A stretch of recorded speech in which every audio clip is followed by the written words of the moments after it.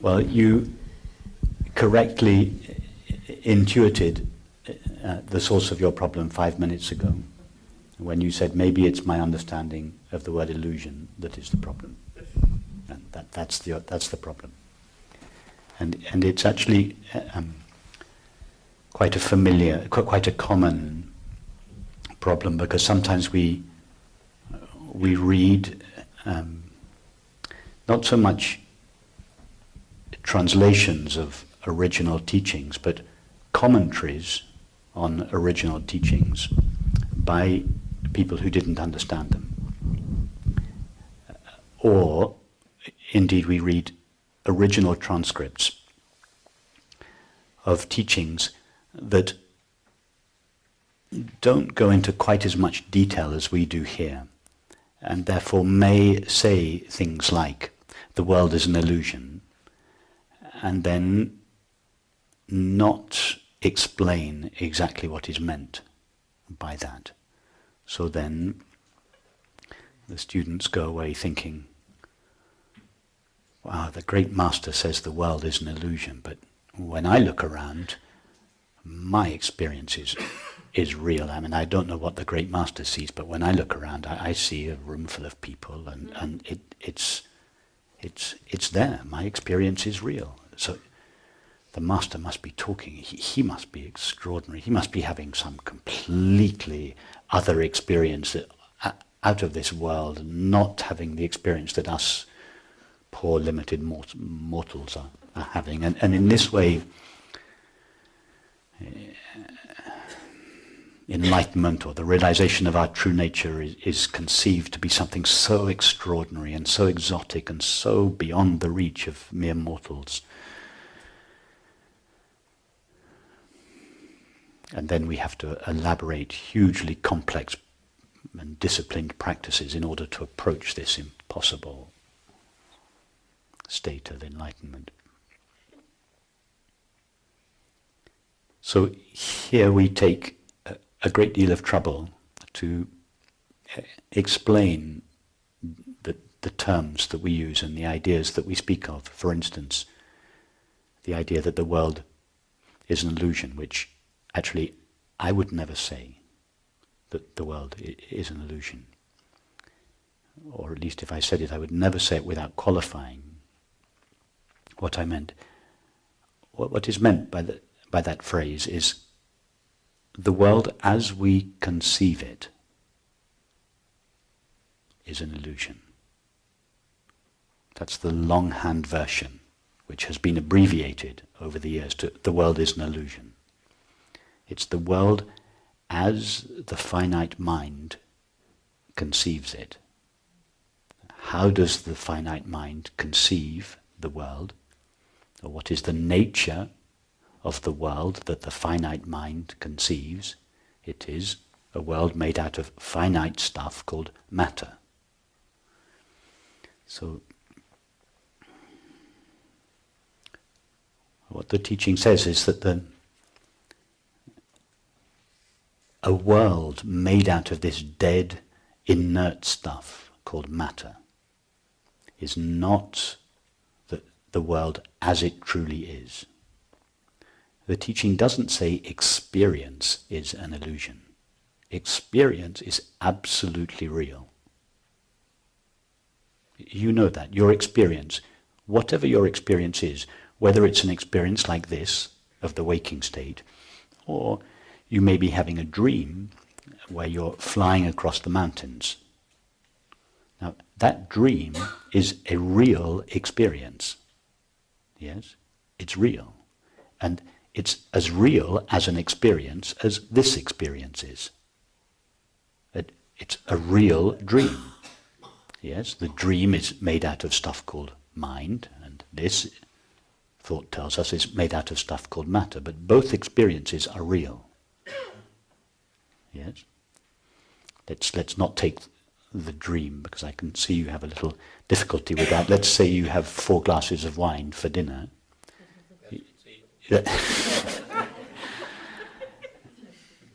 Your normal perception of the world will change. You'll have a different experience, but your experience will be no less real than your sober experience.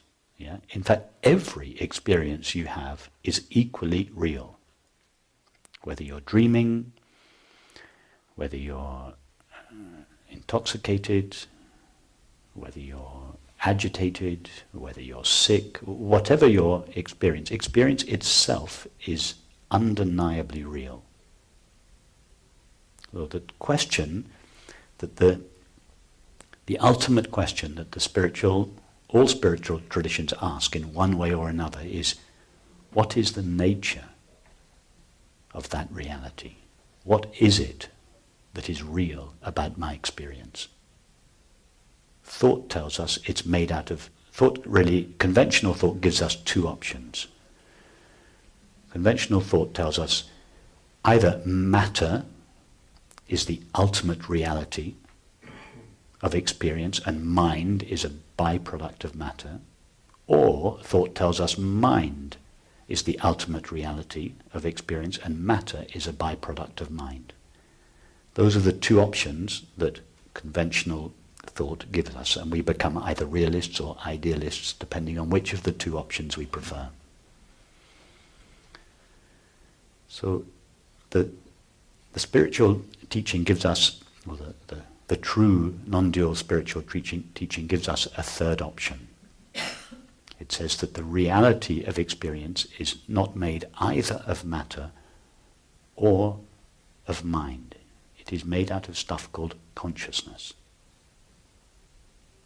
of which mind and matter, or they really should be written the same word because they always come together. Mind, matter, all one word, is a byproduct. So now to go back to the phrase, the world is an illusion. The world made out of stuff called matter is an illusion. The world made out of stuff called mind, even, is an illusion. But the world made out of stuff called consciousness is real. In other words, consciousness is the reality, the substance, the stuff out of which all experience is made. I buy that ticket, but I still don't understand what's happening when the illusions are running around doing things. I don't understand what's happening,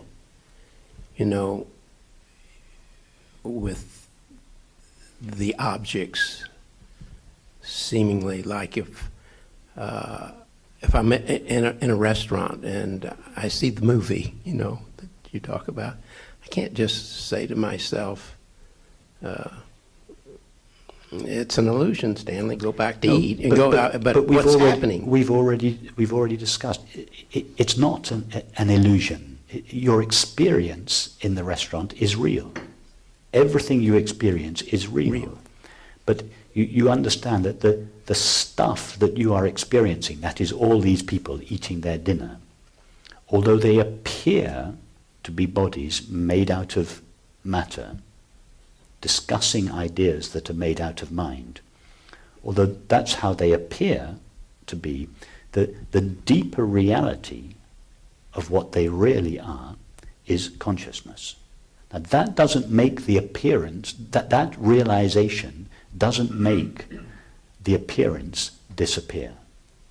Just like when you're watching a movie and it suddenly dawns on you that all you're seeing is a screen, you're not seeing a landscape, you're seeing an empty screen. That realization doesn't bring the movie to an end, but it does change the way you relate to the movie. Likewise, you're in the restaurant. Conventional thought would have you believe that all these people are independent objects made out of matter and they're all discussing ideas made out of mind. But this deeper understanding enables you to realize that they are ultimately made out of the stuff that you are. Pure consciousness. Now that has a profound effect on the way that you relate to the situation, this deeper understanding. It doesn't mean to say that you can no longer think in terms of mind and matter. It no longer prevents you from drinking a glass of water if you're thirsty, or getting up and paying your bill and walking to your car when your meal is finished. For all those activities, the model of matter, or the model of mind plus matter, works perfectly well.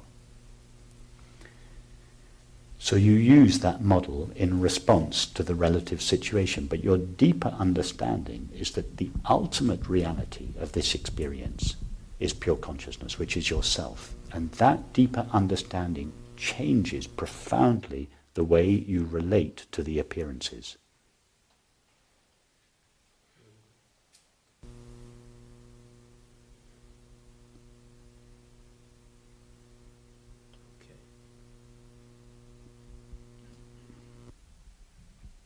I can see that we haven't quite met in understanding.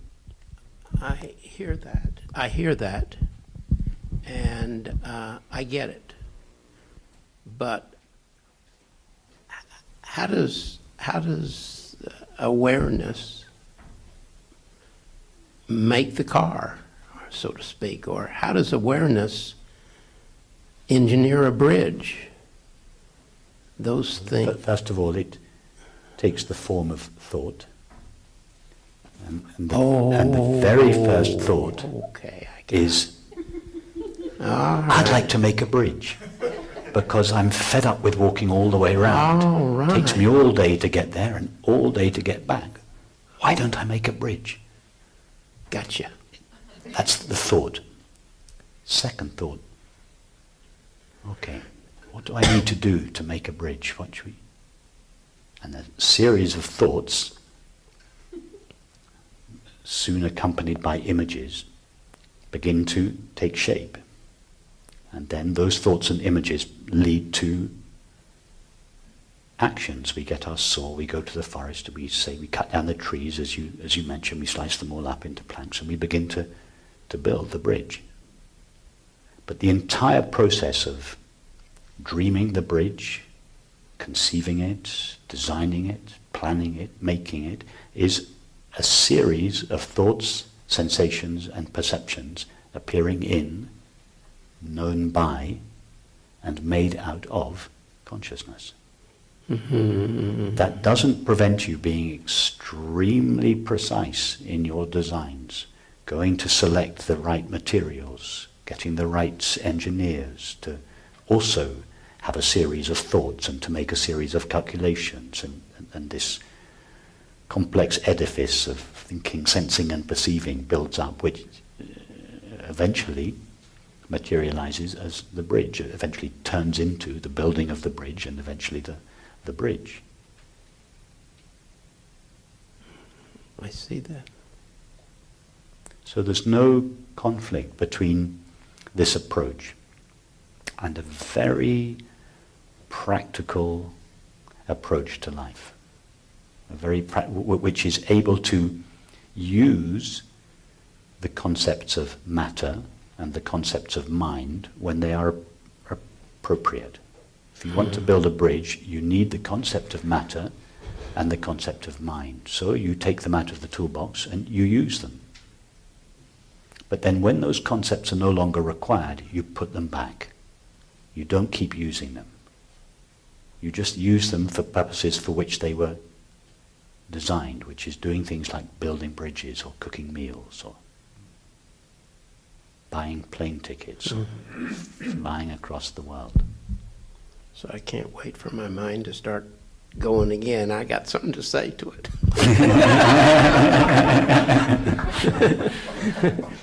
Because it's sort of, my mind is sort of like I heard Annie Lamont say, that she said her mind is sort of like a bad neighborhood. She hates to go there by herself. And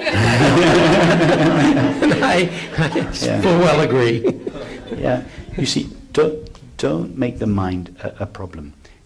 The mind, concepts are not problems. Beliefs are problems. Right. And beliefs are simply concepts that we believe to be true. Yeah, the belief of matter is not a problem. The belief of the outside world, the concept of matter is not a problem. It's actually necessary for practical purposes. The concept of the mind, the concept of the world, the concept of materials and substances and processes and people, all these concepts, they're not a problem. We need them. But to believe that those concepts refer to something that is ultimately true is a problem. So just distinguish between beliefs and concepts. All beliefs are concepts, but not all concepts are beliefs. Thanks.